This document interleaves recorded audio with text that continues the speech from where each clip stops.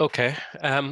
Well, good morning, everyone. I think most people have joined by now who have signed up. As usual, we have a really tremendous number of people signing up, which is always great to see. So welcome everyone to the fifth webinar in the Work on Societal Resilience webinar series. For those of you that don't know me, my name is Andrew McClelland and I'm a research associate at the University of Manchester. I'm currently obviously engaging heavily with the work of the National Consortium for Societal Resilience. I'll be your moderator for today's session, and along with my colleague, Roisin Jordan, we'll be helping out later on with the Q&A session. But today, really delighted that we're joined by Tim Townsend and Alex Sutcliffe from North Yorkshire County Council, and they're going to present on the Ready for Anything programme. And just like in previous webinars within this series, the Ready for Anything programme features as one of the case studies in the National Preparedness Commission report on societal resilience initiatives during COVID-19. So as usual, and with previous webinars included, this session will be recorded and will also then be made available through YouTube for obviously people to watch again, but in particular for those that are not able to join us this morning.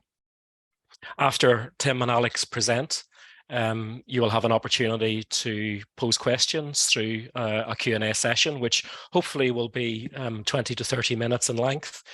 But feel free during the presentation to also add your questions through the chat function. And we will try to ensure that both the questions in the chat and also those posed on camera are all asked. Before passing on to Tim and Alex to share their slides, I just wanted to flag up a couple of upcoming events. So this particular webinar series continues for another event next month. So on the 14th of March, we will be hearing from in relation to the Sellafield Community Support Cell. So this promises to be another tremendous presentation relating to another case study from the National Preparedness Commission report. I think I also then in particular want to flag up our kind of first in-person event. I know that many of you have already signed up for the conference, but we really look forward to welcoming all or as many of you as possible to our in-person event in Manchester on the 20th to 21st of March. So obviously it's coming up pretty quickly. So I will add into the chat function the web link that you see there. And obviously you can read more about the conference as well as then how to sign up. So we have a fantastic range of speakers already confirmed for the event, including a number of high-profile keynotes. And I think it's promising to be a really tremendous opportunity for us all to meet in person, to network, but also to share the various learning that we've had through the National Consortium. So without further ado, rather than hearing from me any longer, I will stop sharing my slides and ask Alex and Tim to come off mute and to share their slides and then to present. So thank you very much. Hello, everyone. Can I just check, first of all, are those slides coming through for everyone? I can see them, yeah. So hello, everyone. Thank you for inviting us today to talk about our emergency volunteer scheme, Ready for Anything, which is owned by the North Yorkshire Local Resilience Forum. My name is Tim Townsend, and I work for the Resilience and Emergencies team for North Yorkshire Council.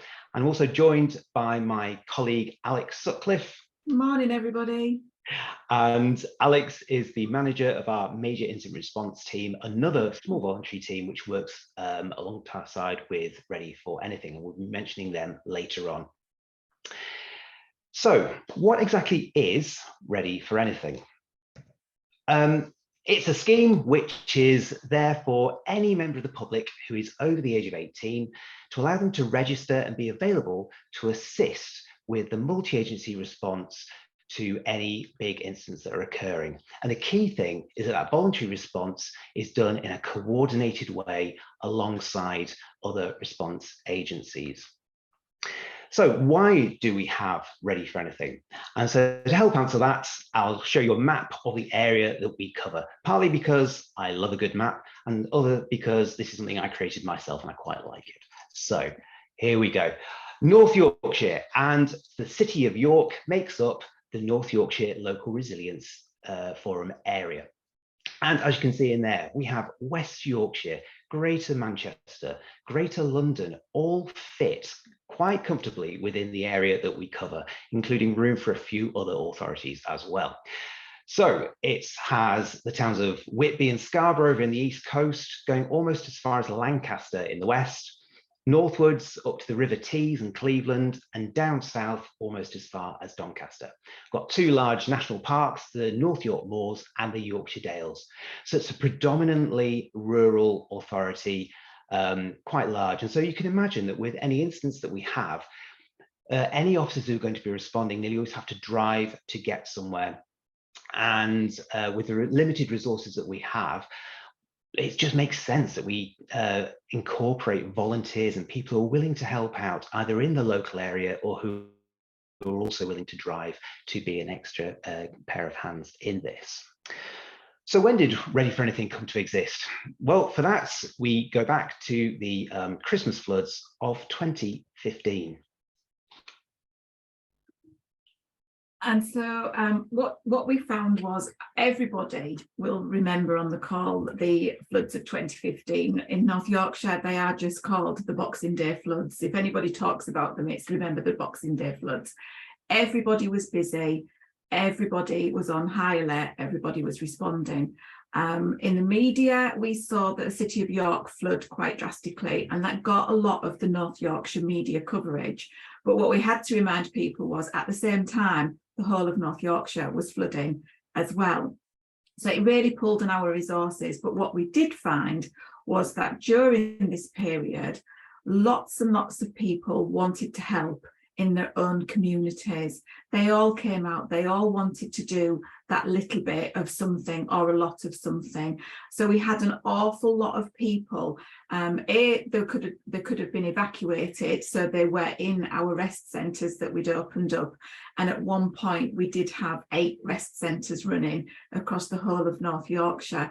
The rest centre in York at its height had nearly 160 people in it, and unusually it was open for 6 days. And those of you that manage rest centres, you'll know that we don't really want rest centres open for that long, but it was difficult to house them anywhere else really. So what we found as well was that whilst a lot of the voluntary organisations, a lot of the responding agencies knew exactly what they were doing, we struggled to know what a lot of volunteers out there were doing, if you like, off their own back. Everybody wanted to do something to help, but what sometimes happened was they became a little bit of a problem as well, in the sense of they'd get into trouble and then we'd have to rescue them, because with the very best will in the world and all the goodness that they had, they actually got stuck themselves, and then we had to use our responding agencies to go and rescue them and bring them to a place of safety. And other things which we've talked about on previous webinars was the problem of people doing things that were probably, again, whilst they felt that they were doing some good, were probably less helpful to us as responding organisations. You know, we could go back to donations, inappropriate donations, offers of help, and you know, the help that wasn't needed really. So this is where Ready for Anything really found its roots, if you like. Are we ready for the next slide, Tim?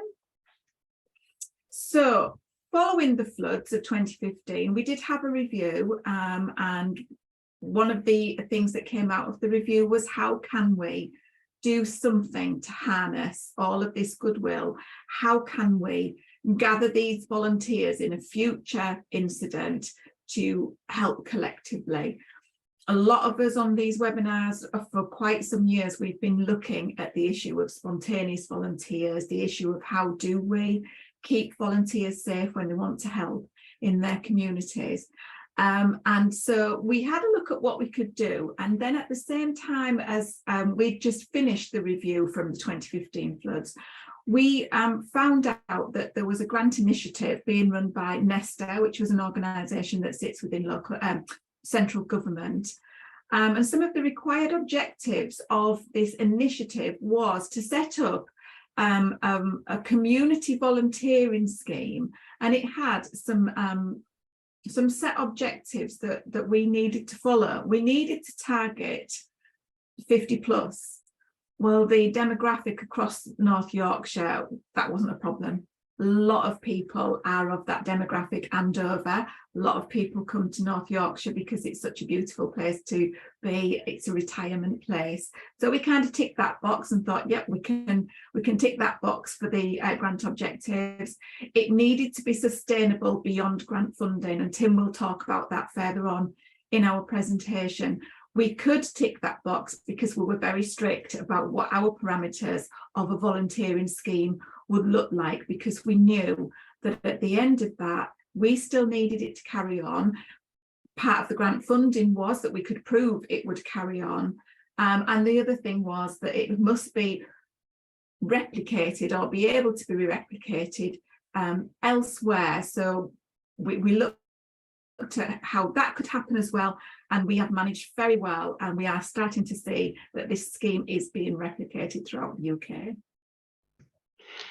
So when we were doing this and taking it on, we had about a 6-month period where we were doing some research before we actually launched this extended version that was going to be owned by the whole LRF that covered the whole of North Yorkshire and York.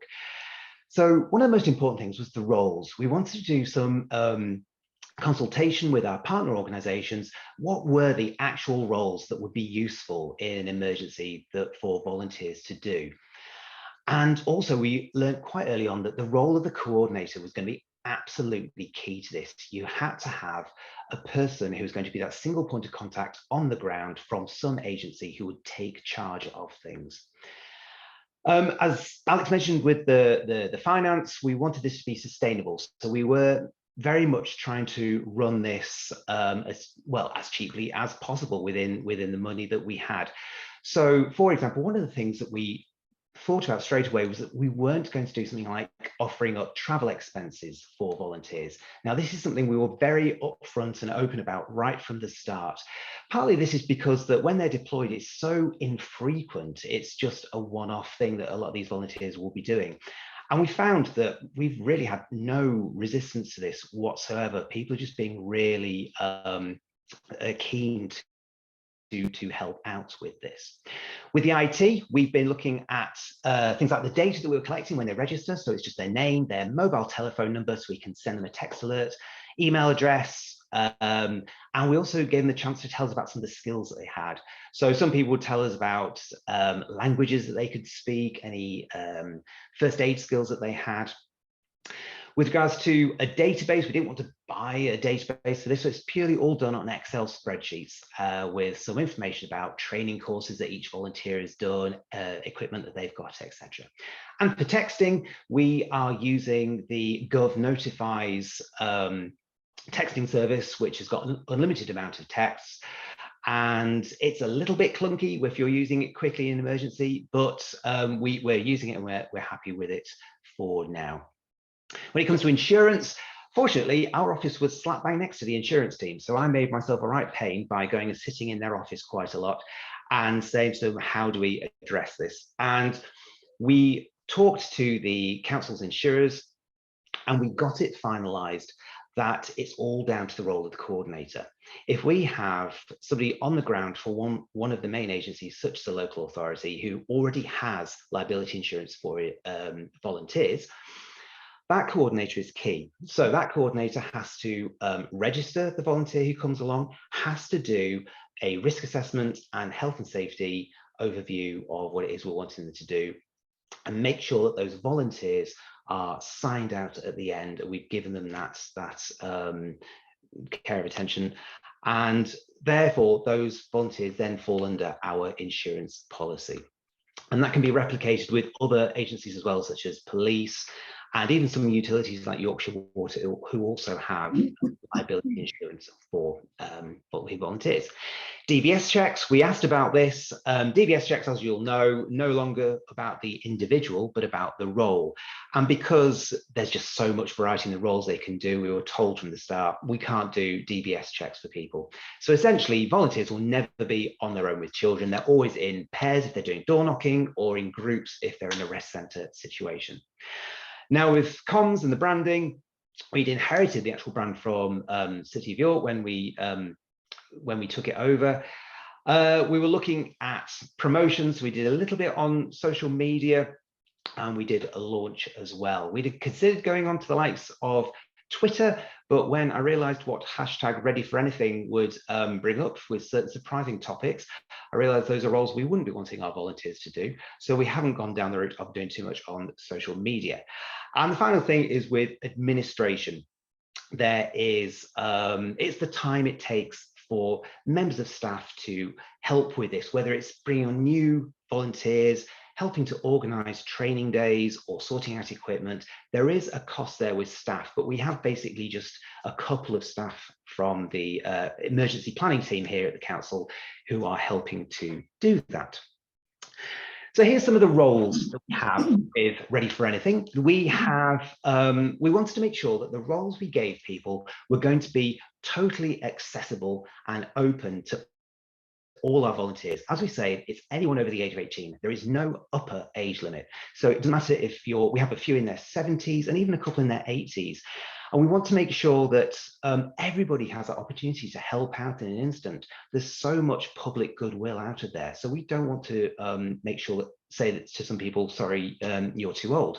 So we've got some skills here, such as just making refreshments. You know, there's not much that can be significantly improved with a good cup of tea. So we will help with that. There is also the role of helping out in rest centres, being that friendly face and that reassuring voice to people who've been evacuated and put into a rest centre. Helping out with donations. And also one of the big ones is door knocking, whether that's for warning and informing, or whether it's for checking on vulnerable people for a big utility outage, or indeed for the recovery phase after something like a big flooding event. So a quick look at our escalation process. It's quite the same for the first part, where we have either a partner agency or a member of the public ringing in something via 999 to go through to the control room. If that's something that needs escalating to a multi-agency response, that will then go through to the LRF, where we will either have a multi-agency Teams call or a coordination group. And the decision will be made there if we need to have extra pairs of hands. Do we need to deploy volunteers? So if a multi-agency decision is made, that will get passed on to the local authorities to deal with the deployment. So we can have more or less any agency on the ground as a coordinator, but for the actual deployments, it tends to be the local authorities who do that, who actually send out that text alert message to the volunteers. So for that deployment, as I said, we send out a text alert. So we don't send out alerts to every single volunteer if something's happening. If it's happening on the East Coast over in Filey, there's no point in texting somebody over in Skipton, right over in the West. So we do it by a district area. And if it's on the edge of a border, we'll send it out to a couple of districts as well. That text is very short, tells you what the incident is, how many volunteers do we need, when do we need them? Is it about 6 o'clock that evening, or is it ASAP? And we ask them to text us back only if they're free to help us. Now, you'll still get some people who reply saying, oh, I'm really sorry, but I'm busy today. Or you'll get some people saying, I'm not free at 6, but I'm free at 8. Is that of any use? So you have to kind of put those to one side and just look at the people who are free there and then. But when we've got those people, the next stage is to start talking to this group via email so we can give them more information. So we tell them, where is they going to meet? Is it a village hall somewhere? What's the parking situation for that? We've got to really spoon feed the volunteers so they know exactly what's going on. Who's the coordinator? What's their telephone number? And also, do they need to take any warm clothing with them or food and drink? And also, if their safety is paramount. So if they're going out and say it's for a flooding situation and the volunteer goes out and see the road flooded in front of them at some point, we always say to them, don't worry about it. Your safety is important. Turn around and go home. Keep yourself safe. The only thing we tell them to do is please, could you just ring the coordinator so they know they no longer need to be expecting you. But upon arrival, the coordinator will go through a set list of things from registering the volunteers they're expecting to giving them a quick situation report update. It might be that initially those volunteers were asked to do a door knocking exercise, but as we know, these things can change so quickly. And it might be that once they've arrived, the coordinator says, well, we've actually got 100 people now in the rest centre. I could really do with you to come along, give some extra pair of hands in there. You will have a risk assessment and look at the roles and any health and safety information that's associated with those. You'll have a time for when it's going to come to an end, your shift. It'll never be more than 4 hours. We will have the phone numbers shared. So the volunteers will have the coordinator's telephone number and vice versa. So if ever they need to contact for any questions or any support, they've got that immediate contact there. And once their deployment is finished, they'll come back and they'll go through a debrief process, check that those volunteers are okay. Have they seen anything distressing that they want to have a talk about? That's where we've got Alex and the Major Incident Response Team who can assist with that sort of thing. And then we make sure they get signed out. And also at the end of it, they'll get an email to thank them for having come and helped us.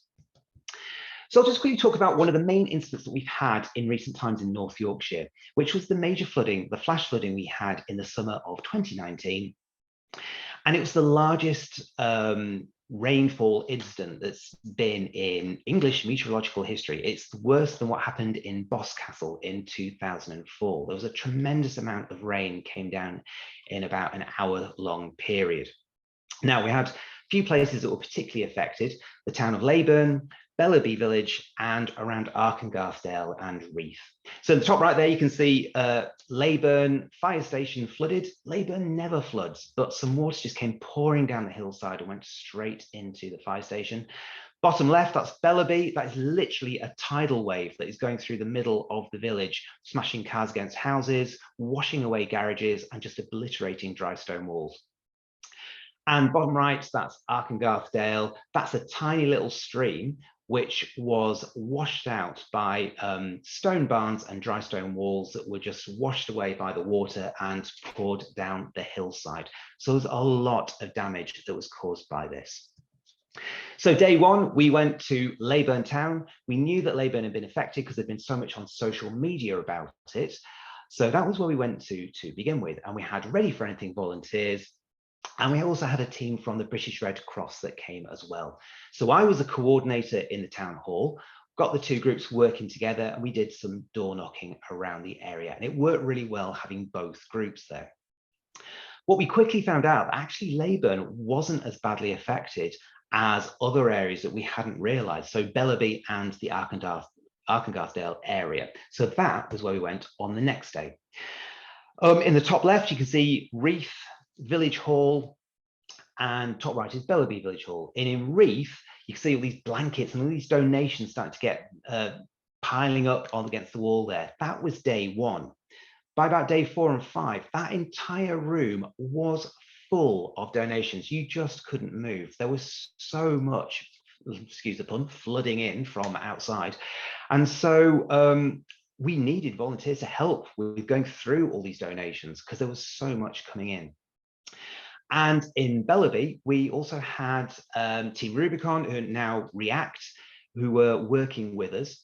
And I was the coordinator there in Bellaby for the following 2-week period of the recovery process. And React did a great job. They were doing sort of the heavy manual work of clearing away rubble and walls that had been knocked down. And the Ready for Anything volunteers were doing a good job with getting all the food donations that were coming in, fish and chips, hot pies, sandwiches that were coming in from local shops. And also we were getting deliveries from supermarkets. People were doing online shopping and having it delivered to the memorial hall for us so that we could hand this out. So we had volunteers doing that and also handing out things like cleaning products and disinfectant. So some of the extra roles we hadn't anticipated was, as I said, the sorting of donations, how vital that role was. We also had the checks on residents. From a vulnerability point of view, all we knew about was those who were getting social care. But what the volunteers on the ground were starting to find out from the locals was other people in the areas that we didn't know about. So the volunteers were being told about people who, other people who needed to be checked on, or, as we know, people can become vulnerable after a few days of being in this situation. So it was a really good way of finding that out. They were good at a few days later when the money was starting to be made available for people who'd been affected. They were passing on this financial information, about £300 per property that had been affected. And one of the main things was that visible presence on the street. We were having issues with gangs and some security because people had their property drying out in the sun. People had the front doors open. And we did start to have some issues with some gangs. So we had an old beat up van that had written on the back highways maintenance that was clearly not genuine and started to get people worried. So we had a police patrol maybe once a day, but what the volunteers were able to do, because we had a lot of repeat volunteers, the locals got to start to know them and were able to talk to them and felt good by having their presence. But also the volunteers were able to be an extra pair of eyes and just keep an eye out for anything suspicious that was happening.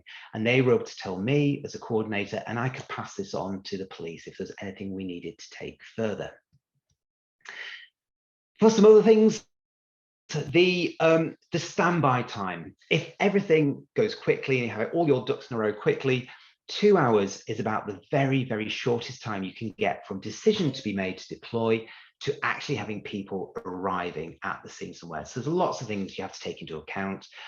How quickly are people going to text back to you? Often they don't text back within about 5 minutes. It could be over an hour period, over a 2 hour period that people will text back to say that they're available. Where is it they're going to go to? Do you have a building identified, parking identified, a lead agency, and a coordinator? You'd have to get all these things arranged. So it could be maybe 3 or even 4 hours for the actual deployment time. Lack of mobile reception could be an issue. And for that, when I was in the village I was in, when people were doing door knocking, I just physically made myself available. I had one flickering bar of reception on my phone. So I was just a visible person out on the ground, so they could flag me down if they had any issues. Spontaneous volunteers. Now, this is something we did have a few of. The lady in the photograph there was a farmer who she'd come up from about 20 miles away and was just really keen to help out for that day. We didn't really have a plan as such. We were going to ask people if they wanted to sign up to Ready for Anything. She didn't want to. She wasn't interested in registering for anything. She just wanted to be there to help. And she said, if you don't tell me what to do, I'm just going to do it anyway. So what do we do with people like that? So what we decided to come up with was Ready for Anything Light, where we essentially do have a very brief temporary registration process. It's just a sheet of A5 where they give us their name and their mobile telephone number. So the same as other volunteers, we can contact out. And they just do a few tick boxes. Tick to say, I agree to follow my coordinator. I agree to go with the risk assessment and health and safety briefing. And they agree that their details will be deleted once the event is over. So that is our plan with spontaneous volunteers going forwards. And also just keep people up to date. Communication is so important. For a big incident, you might not be texting everyone, so they won't be hearing about it as such, but they'll hear about it on the news. So we make sure we keep all of the volunteers across North Yorkshire and York up to date with anything that goes on. With lessons learned, we have, with recruitment, we know we don't really have to worry about recruitment. It's a really popular thing that people want to sign up to. We've only done our initial launch back in 2018. We've not done recruitment since then. We get a regular trickle of people coming through who want to join us. And we're up to about 330 odd volunteers now at the moment. We do have some risks. Say, for example, from door knocking, we've had a couple of volunteers who, unfortunately, when they were doing leaflet drops, have been bitten by dogs. And for that, we were sort of looking at the use of wooden spoons, wooden rulers, things to poke through to try and alleviate that kind of risk. We've also had an issue with a gentleman back in COVID when we had the issue of not having people when they weren't in bubbles. We went away from having people in pairs and just having single people going out doing door knock checks on vulnerable people who were shielding to check they were okay. Unfortunately, he thought he was going to an elderly gentleman's house called Alfred, but Alfred turned out to be a 3-year-old boy, and it was the mother and granddad who opened the door and basically accused this poor volunteer of being a paedophile and were really aggressive towards him. So we knew we straight away had to go back to, regardless of COVID, to having pairs of volunteers, and either they're a pair of volunteer or they're a volunteer with a local authority officer or a PCSO, something like that, for their own protection. Apps. One of the pressures that we had was to start using an app like Tribe, or to go along the route of what the NHS were doing. We massively resisted against this because it was proven that apps, it's far too impersonal. A volunteer scheme is all about the one-to-one relationships and having that dialogue with volunteers. Apps are far too impersonal. And also, the issue is you've got to have a smartphone. Now, we know from training sessions, we do have volunteers who just have Nokia style phones. They just want to have phones for calls and texts and nothing else. And they've been with us for a while. So I would hate to have to go to those people now and say, sorry, you can no longer be a volunteer with us because you don't have a smartphone. That's just ridiculous. The next one, another pressure was to go beyond the scope of the scheme. We were being pressured during COVID to be a service for doing daily prescription runs and daily shopping delivery for people. And again, that was going beyond what people had signed up for. They signed up for doing one-off emergency support. This wasn't an ongoing social care scheme of doing this kind of shopping. So in the end, they opened up a separate scheme for that, and we advertised it to our volunteers. If they wanted to join it, they could. So the final one of there is just about being social. As I've said, a voluntary scheme really does live or die by how social you make things. And also, we're very keen on looking for the welfare of our volunteers. And that's where we have the Major Incident Response Team. Thanks, Tim. As we've discussed, we're really keen on looking after our volunteers, keeping them engaged, keeping them motivated. But we're also very passionate about ensuring that we don't send them away in a less negative state when they've come fully buoyed to respond to an incident for us. So I'm just quickly going to talk a little bit about the Major Incident Response Team that sits within North Yorkshire. But I have put out an offer that I'm very happy to come back to a future webinar to give you the whole 9 yards of the Major Incident Response Team.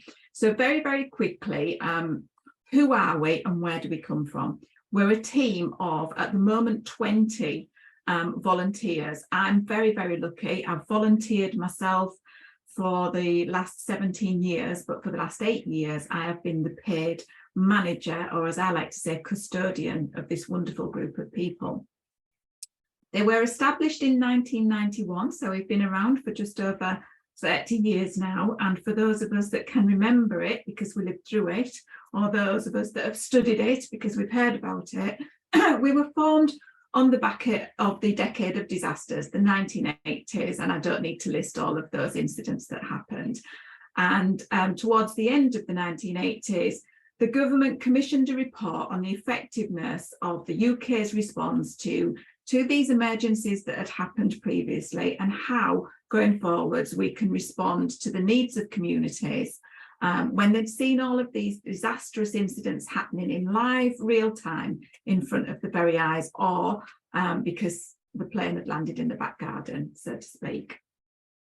So what happened was there was an Allen report that was published, and he made some recommendations that in essence, the immediate response to emergencies should involve the recovery and the support of the communities. And it was never written down as a statutory obligation for local authorities to undertake, but North Yorkshire County Council ran with the recommendations and said, we like those recommendations, we sign up to them, we'll see what we can do. So in 1991, we set up a team of 9 volunteers. 30 years ago, this team sat within health and adult social care. It now sits very firmly in the Resilience and Emergencies Unit and the local Resilience Forum.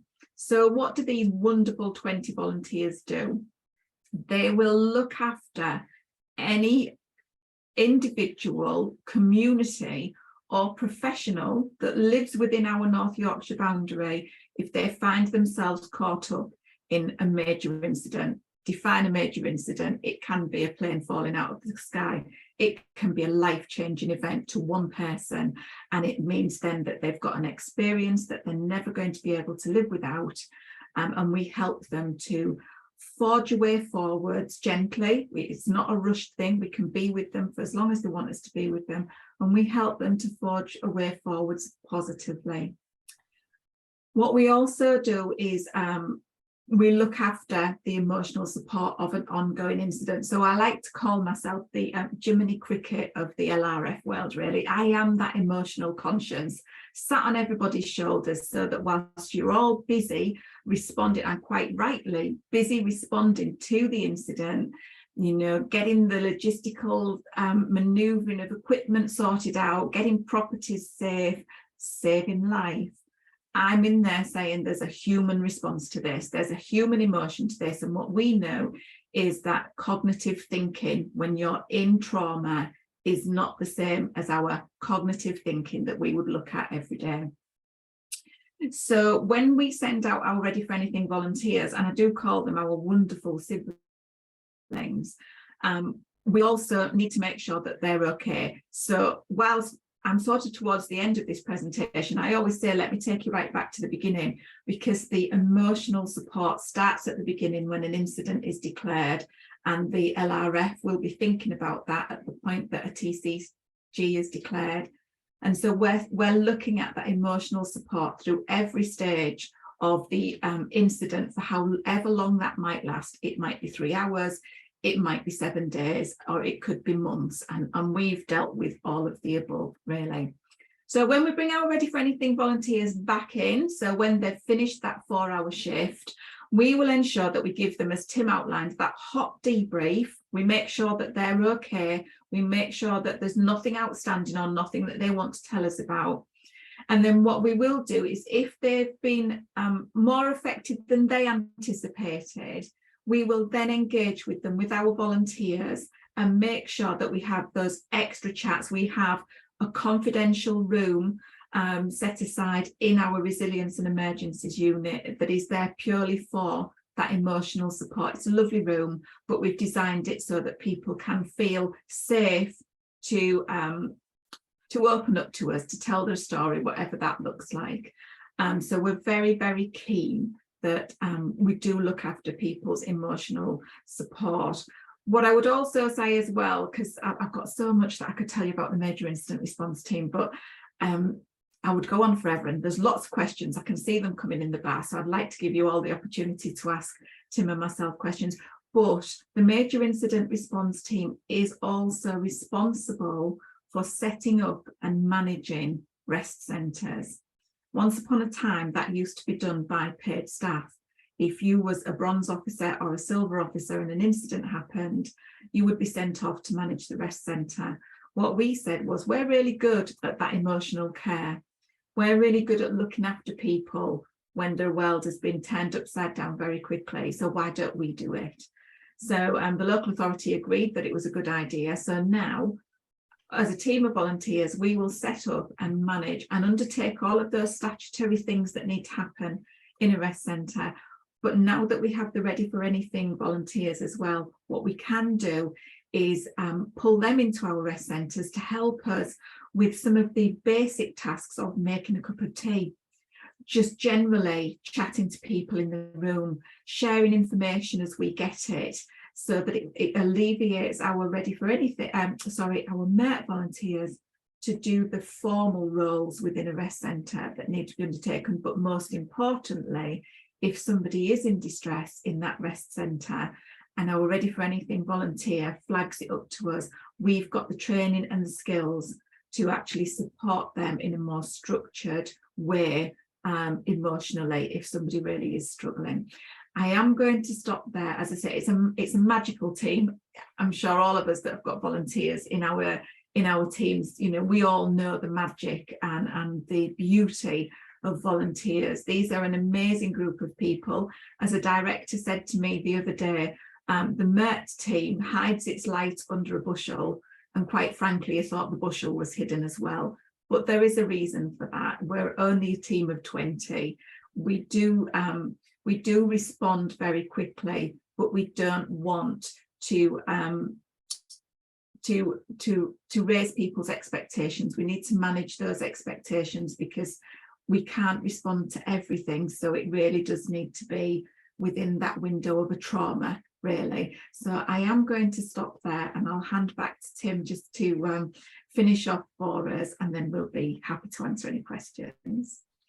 So yes, this is our last slide now, just looking at some things that we're doing in the future. And one of those things is conferences. We had our first conference for our Ready for Anything volunteers last September at the Emergency Planning College. It's a good way to have some keynote speaker and other guests from the senior figures from the LRF there, and some workshops as well. It's a really good way of getting a lot of the volunteers together so that they can talk to each other as well as officers who are involved.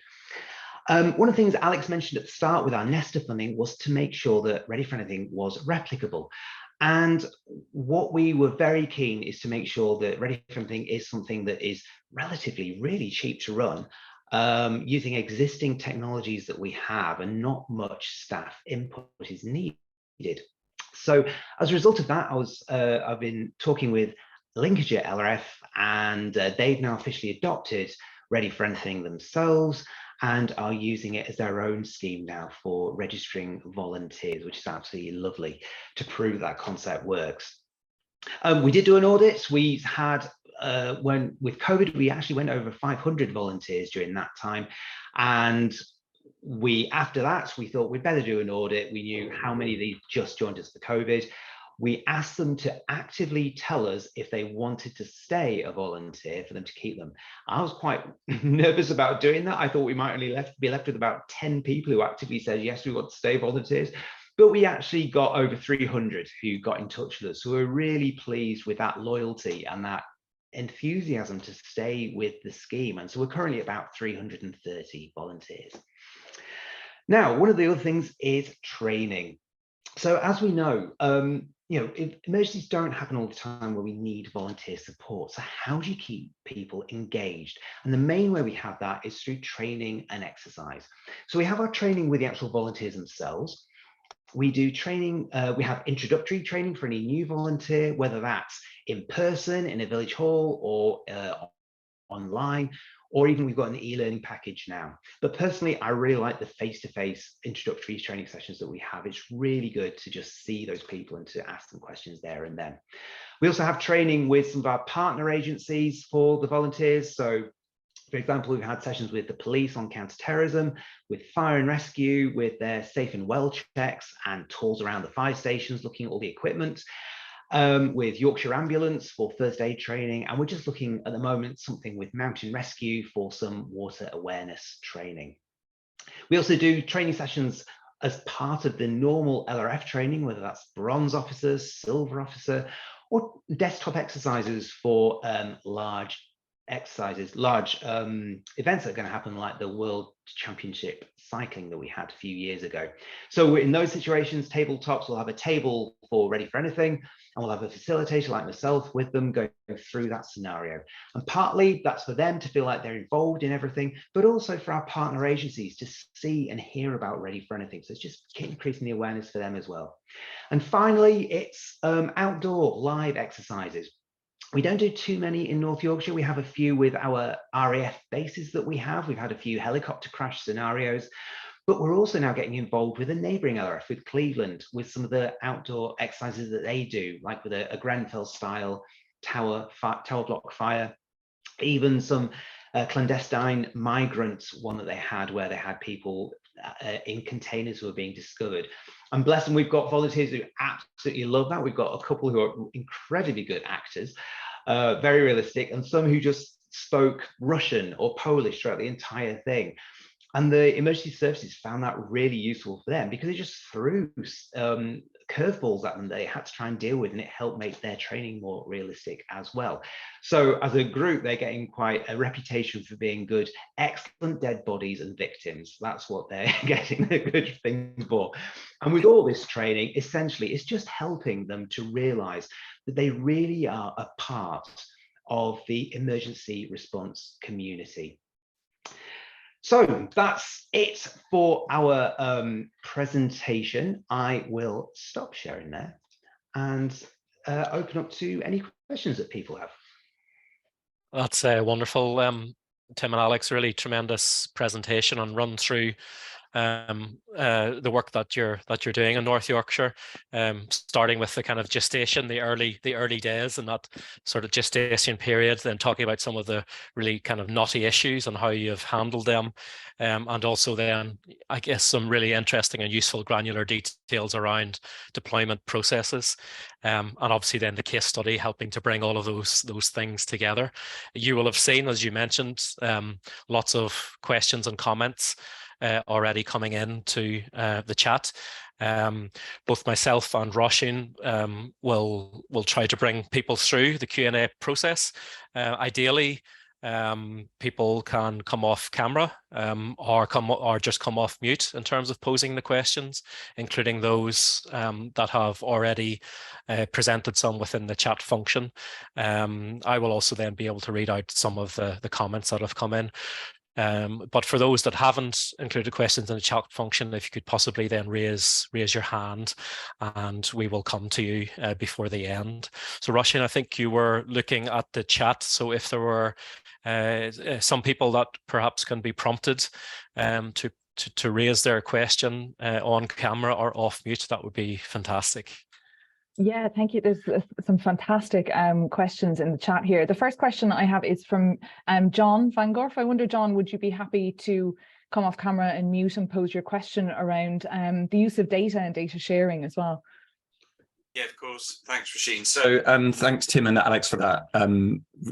I love what you've done here, and I think it's something that can be replicated. One of the questions I had was about access or the sharing of data with other voluntary organizations. You know, many on the Ready for Anything initiative probably do or have volunteered for other organizations as well. So I just wondered if there was kind of like almost like a cross-check of your kind of volunteer data with other volunteer data, so that you were kind of messaging organizations or people at the same time, or in complementary way to other organizations that might be messaging their volunteers as well. I think you might have had many volunteers that have been in lots of different pools of volunteer databases over the years. I just wondered if you'd had any kind of experience or to share on that.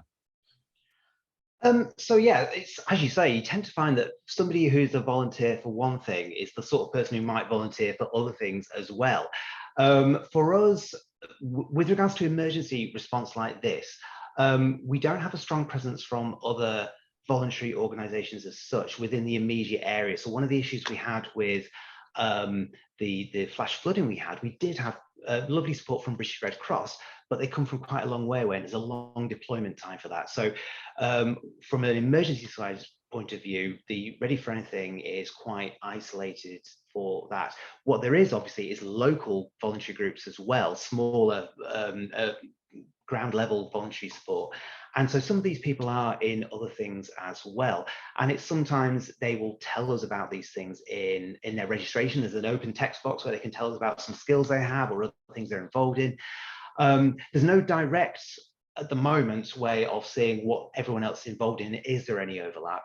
But it's something that we're currently doing as an LRF. We've got a community resilience project. So what we're actively looking at the moment about a more whole-scale use of deploying voluntary organizations alongside a scheme like Ready for Anything, alongside grassroots level voluntary groups. So it's something we're currently looking at the moment as to how we can make that a bit more efficient for that. Thank you very much, John and Tim. David Powell, I see that you have both a comment in the chat, but also then a question, and a comment in particular in relation to spontaneous volunteers. So David, I wonder if you might want to kind of pose the question that you have later on in relation to integration. Thanks, Andrea. Thanks both for a great presentation. Really enjoyed that. Tim, it's you and I have a meeting next week. Andrew, I could probably take my time for my questions. We've got about an hour set aside, so I can go into the detail of the questions I'm posing. Tim, you struck on it there around trying to bring everything together through the community resilience project. I was very interested in, how do you integrate this, for example, with local community parish councils who want to do their own thing, with the established organised voluntary sector, indeed people who might be travelling from other parts of the country who come in, even I guess private businesses locally who want to help. But unless you want to expand on it, Tim, I'm very happy for you and I to have that slightly more intimate conversation next week. I mean, I'm happy to say one thing definitely is we're very conscious of some communities have got some good emergency plans themselves, some instantaneous responders who just help out. So in the flash flooding, the village of Reeth had an instantaneous local group of people who were going out there doing their own door knocking straight away and looking after people.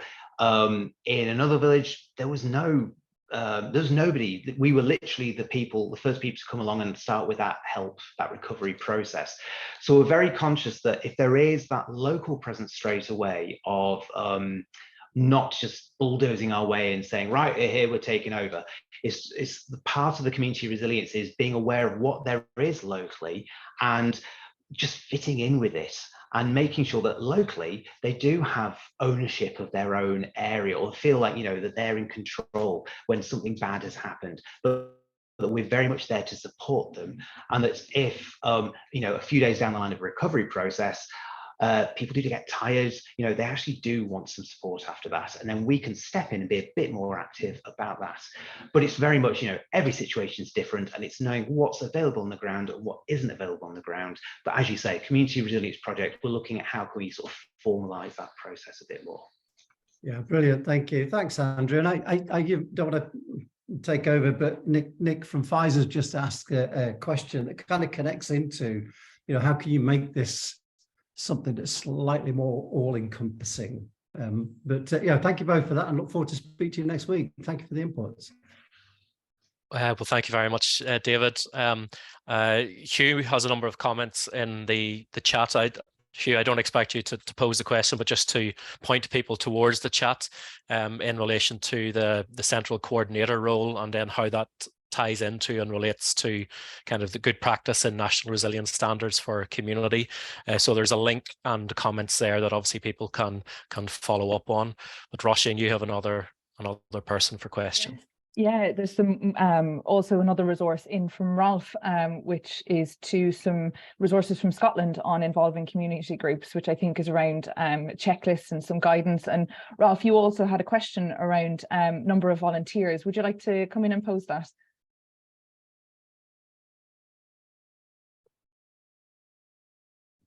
Thanks, Roisin. Sorry, that's just me taking a while to get off mute and turn my camera on and all that kind of stuff.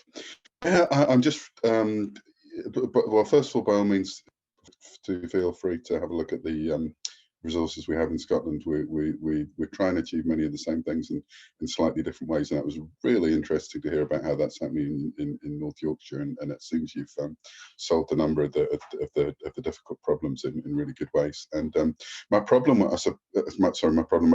was about staff and resources that need to go in to support this, and I know that you mentioned you had a couple of staff working on this, and I just wanted to know whether that was 2 people as kind of part of an existing role, or whether you've got actual dedicated people working on this full time, which would be brilliant, but kind of hard to achieve, I think, more widely. Over. Sorry, so yes, basically it is very much that we have a couple of members of staff doing this, but it's on top of an existing role. We don't have anyone dedicated to do this. It's just like the research part was a bit more intense because that was a lot of work that went into the research side 6 months before we launched. But now we're running. It's kind of Alex and I doing a lot of it's the planning of things, isn't it, Alex? With the things like the training. And I think when we got the grant funding, Ralph, we got twice the amount that we actually bid for because Nesta liked the scheme that we'd put in for. So we did have a lot of money to begin with, and it would have been enabled us to employ somebody to do all of the research and the setting up of the scheme. But what we all said as a team very early on was, that's all well and good, but then that person goes after 2 years, and then what? So what we did was we actually we took on that role so that actually we did bring in some extra help to sort of boost the team for a short amount of time.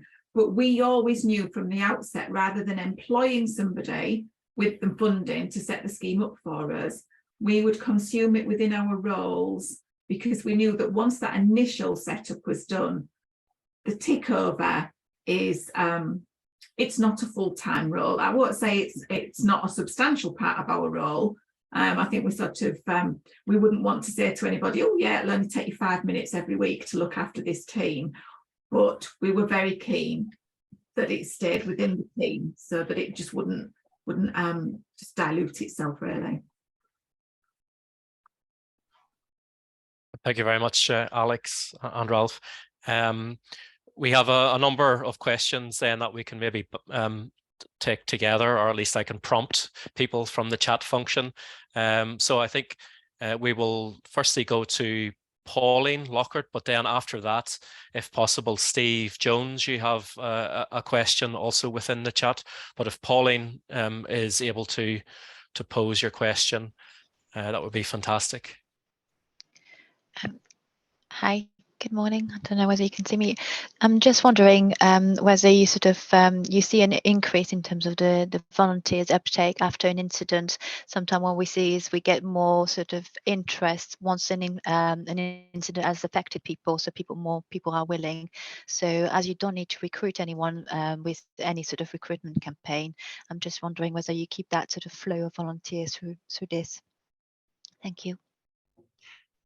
Yes, so we do get an increase in volunteers after a big incident. I mean, basically, it was COVID. COVID was the big one where we saw a significant increase in the number of people who wanted to sign up.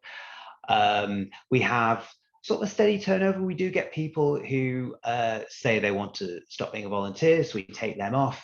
But our retention rate is really quite high, and we tend to just keep on adding more people. That's why we thought it was important to do that audit the year before last, just to make sure that those people who were on a list, there's no point having a list of 500 people if they're not actually going to be people who are going to respond anymore. So it was a little bit nerve-wracking doing an audit, but we're glad that we did do it, so we knew we've got people who were wanting to do it.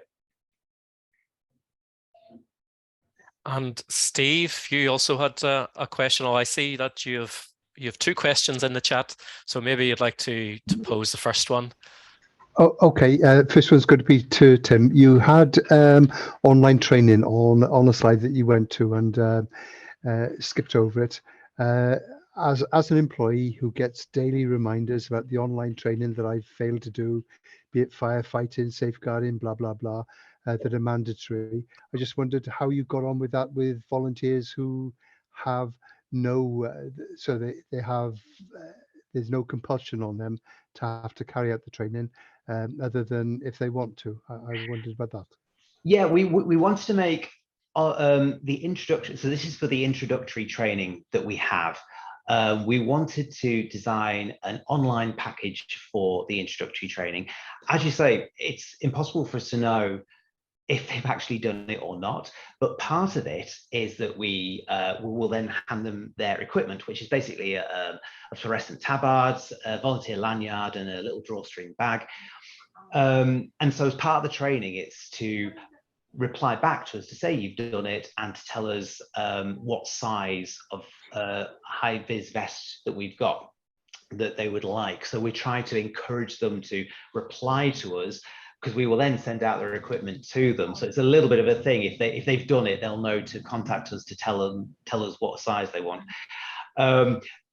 it's great for a large geographic area because, you know, it's where some of your money is. It's hiring out village halls or venues for doing face-to-face training. We try to do it in public buildings if we can, like council offices, because that's free for us to do. And I personally prefer face-to-face training, but there is a definite advantage in having that e-learning package as well as an option for people to do.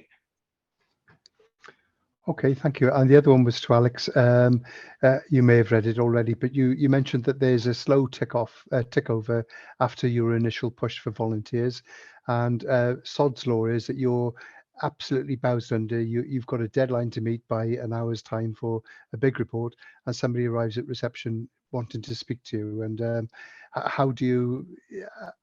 It's always going to happen. They're always going to turn up at the worst possible time. How do you cope with that?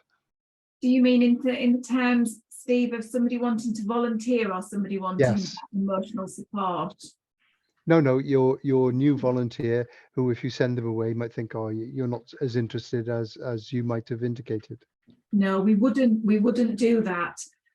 Excuse me, because our volunteers are so vitally important to us, and the one thing that I've always been really sort of keen and strict on is that you know, we don't dismiss them. We don't sort of say, oh no, we haven't got time for you. They almost become that priority. So if I had a report that had a deadline and I had somebody stood at reception wanting to talk about becoming a volunteer, then I would either, unfortunately, that deadline would get pushed back by an hour, or because we are such a small team in North Yorkshire, the Resilience and Emergencies Unit is a very small team. And whilst Tim and myself have the overall responsibility for the Ready for Anything scheme and the major incident response team, everybody in that team has knowledge of how to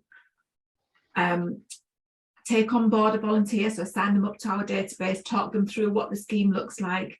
They all know how to deploy these volunteers. They all know how to coordinate them. So if Tim and I were involved with something else, and somebody either knocked at the door because they wanted to be a volunteer, or Tim and I were out of the country on holiday, then the rest of the team can step up and do exactly what we do. It was, again, one of those things for its sustainability, really. Small team, so we all needed training.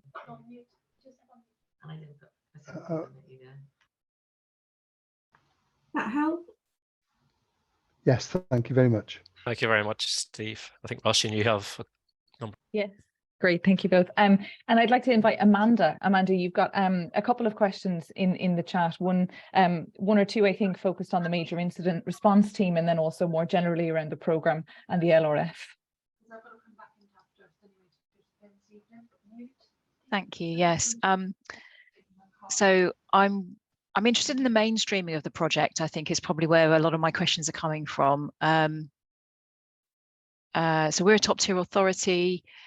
We have over periods of time, we've had programs of work to do with volunteering, but we've not really quite got it nailed yet. And we're currently, I know one of my colleagues is on the call, we're currently looking as an LRF for Devon, Cornwall, and Isles of Scilly to be able to look at a program that's similar to this. Before you start this, I think there's always the challenge about accepting that you guys had grant funding. It's the mainstreaming cost, so cost of the organisation, whether that's budgetary cost or cost for members of staff. So my question is really, what's it taking? Even listening to the responses I'm hearing now, I'm hearing that Alex said that she's a paid member of staff. I'm hearing that members of the emergency planning team will support doing admin. Have you got a cost module or an understanding about what it takes to maintain this as an authority taking lead on behalf of the LRF? Yeah, so for us, really, it's very much, we were always very, very keen to say this is an LRF scheme, but obviously there is no physical body as such for the LRF, so somebody had to be the administrators for it. So that's why it fell upon us as the local authority, as a same for you, top tier county council authority that took this on alongside the City of York. And so we were conscious of the fact that, yes, we only had a grant for, say, a couple of years, and that we wanted this to go forward. So what's happening now is that we're looking at using the new LRF funding that is coming in and saying, can we start to take some of that money and put it towards, say, like the community resilience budget, and have a couple of £1,000 set aside for Ready for Anything? Because it's literally maybe like a couple of thousand for that. Staff time, I mean, it really is just part of what we do. So we're not paying as such now that it's up and running, we're not paying for extra staff. It is literally part of within an existing job. It's really just the money is just going towards venues if we're hiring those out, buying new equipment. And I think that's about it, Alex, isn't it? There's not really anything else that we're putting money towards. No. For the Ready for Anything scheme, that is it. The major incident response team is slightly different, Amanda, in the sense that because it started within North Yorkshire County Council, so the minimal funding has always been there, my post, and the difference with ours, well, obviously there's significant differences between the two teams. But our volunteers, it is a small team, and there's a reason why it's a small team. But if I'm deploying or asking my volunteers to come for training, or I'm deploying them to a home visit, to the scene of an incident, I will pay their travelling expense. Well, not me personally, the council. And that is averaging out. And it hasn't really changed, to be honest, Amanda. It'll be interesting this year to see if it changes with the rise in fuel costs.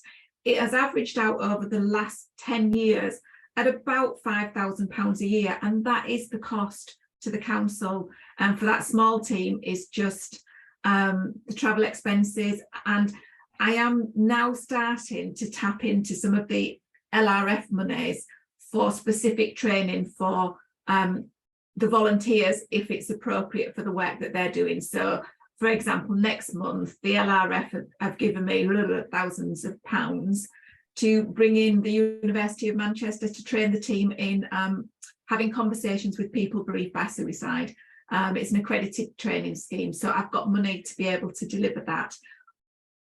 But we've just been really smart, really local authority. We have to be, really, don't we? We can't like do a bit of a dance that we've got LRF money that we can tap into slightly, but we've just had to be really smart with what we do with our time and the engagement of these wonderful volunteers. Thank you.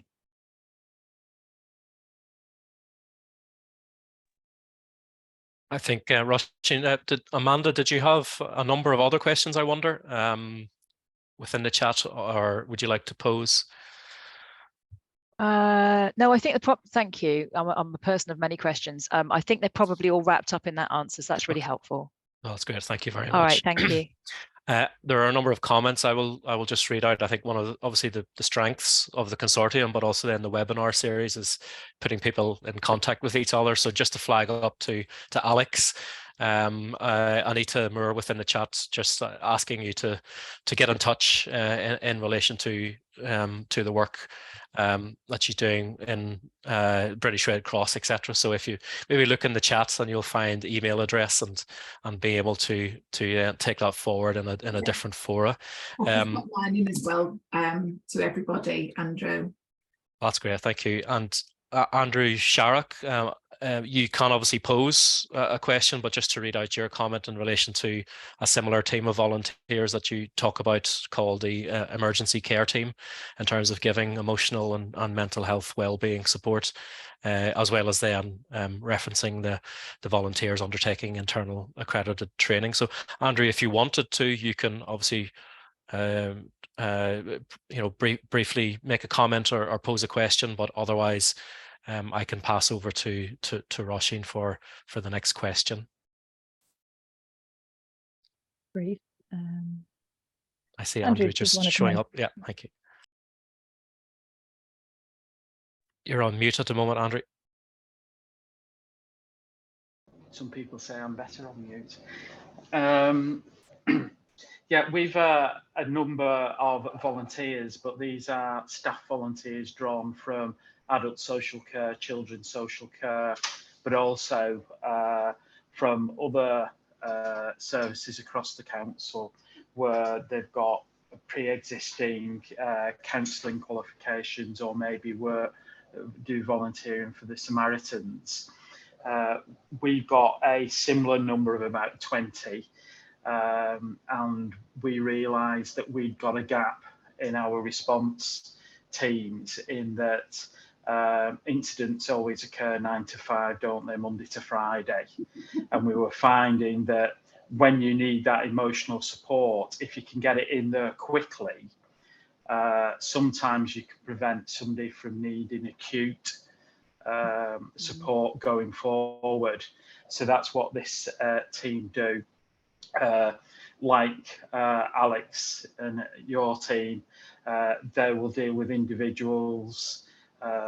They will go to reception centres if there's been bereavements because of the incident, and they will also work with our staff as well if they've been impacted by the incident. So I'd be interested in contacting you later to see how your team works and whether we can learn from you. So thanks for that. No, that'd be lovely. Thank you, Andrew. And I always say every day is a school day, and I'm always really happy to learn of other people that are doing something out there that we can learn from as well. Cheers. Look forward to talking to you later. Thank you very much, Andrew. Great, thank you. And the next question I have here is from Nick Berry, just around commercial organisations. And I wonder, Nick, would you like to come in and pose your question? Yeah, sure. Hopefully you can hear me. It was really a question around for commercial organisations that have large number of employees, whether you've considered approaching them either in a partnership role or in some kind of capacity to seek volunteers from commercial as opposed to just private individuals. Well, I'll certainly touch base with the first part of that about businesses. When Ready for Anything was first formed by York CVS after the York flooding, that was something that was very much a part of it. Part of it was to involve local businesses as well as members of the public, because at the time, before COVID, before there was a lot of home working, there was the offer of, if you've lost your office environment, that there were people saying, well, I've got a spare room at my organisation here. If you want to have a spare computer, whatever, feel free to come and run your office from this donated location. And the offer of some other equipment and things like that. So there were local businesses that were offering themselves up, and so that was part of the original North Yorkshire remit. City of York remit. And when it increased to the local resilience forum area, the whole, we were looking at how can we incorporate that into the entire area as well. And I have to say, it's not an area we developed enough really, and we could really go down the route of trying to get more involvement with local businesses, because there is that interest to assist as well. Absolutely, Nick, you're right. And I think for us, one of the barriers there is knowing what is the pathway to that. For a large geographic area, there's not really one body you can go to. There are local enterprise partnerships or whatever. What is the best route to do that? And I think that's where we got a little bit stuck to begin with. But absolutely, there's fantastic use we could get there from working with local businesses. It's something we'd like to do. Cool, thank you. Great, thank you so much. I suppose just addition to that, I wonder if there is also any support through the programme for businesses. So for example, around business continuity or preparedness as well. As an organisation, as a team, we do assistance with business continuity for organisations. The offer is out there. It's on our local resilience forum website. We do things like, say, for example, private care homes or basically other organisations, anyone who might be affected by flooding. The offer is there that we can help them with that resilience for their own businesses as well. It's not a very active part of what we do. We don't have that many businesses coming to us, but it is there as an offer to them for that support. Great, thank you, Tim. I think I'll hand over to Andrew, or do we want to go through a couple of comments in the chat, final comments? Yeah. I think so, yeah. There are lots of, really, really supportive comments, which is really nice to see. Obviously saying how great the work that you've been doing is. So I won't read through them in detail, but obviously you'll be able to scroll yourself to see those. So that's really very valuable. I think there are a number of comments then. I'm sorry, I don't know your first name, LB Knights, within the chat. So whether you wanted to pose a question, then that's an opportunity now. But otherwise, I think this is really the last opportunity for people to raise a hand, pose any burning questions. Alex and Tim have kindly provided you in the chat with their emails. So obviously, if there are particular questions that you'd prefer to raise kind of over email, then those are there. But this is the last opportunity for a kind of a face-to-face question if people would like to raise their hands. Hi, Andrew. It was just a comment I put in about what we do in Somerset. Mainly following the flooding that we had in 2013-14, when we had a lot of spontaneous volunteers, and our own organisations that we already had in place, like the voluntary agencies group we've got, and an animal welfare network with various voluntary agencies and government departments, other organisations that all come together, and we've got them on a call-out basis. So for things like crews, we've got people already lined up that we can call out to help with emotional support. And they're already qualified to do that. Yeah, I mean, we'll have a chat offline as well. Yeah, sure. Yeah, we've also got that system as well, and we have it's called the capabilities matrix. So voluntary organisations are signing up to that, and we've got all their call out details. So as Tim had said earlier on in our presentation, if we need to add on, we've got all of these voluntary partners that we're creating relationships with, so that we can call on them as well. Sorry, I missed that in your presentation. I came in late. Sorry. Okay, happy to talk though. Yeah, we will. Thank you. Thanks. So that's really fantastic. So we're coming towards the end of today's webinar. I think it's really been a great presentation from Tim and Alex. Taking us through in a very fulsome way through the work that they've been doing. And obviously then allowing you all the opportunity to pose your questions.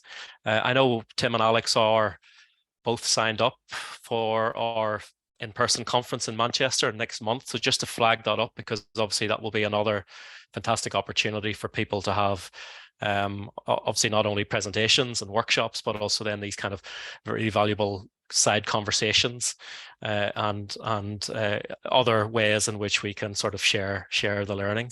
So I think I really want to thank Tim and Alex for presenting today. And I want to thank all of you for coming and for really asking some fantastic questions. You can see details of the conference and also details of our next webinar on the 14th of March. So thank you very much. And I look forward to seeing you both online and in person next month. So thank you. Thank you.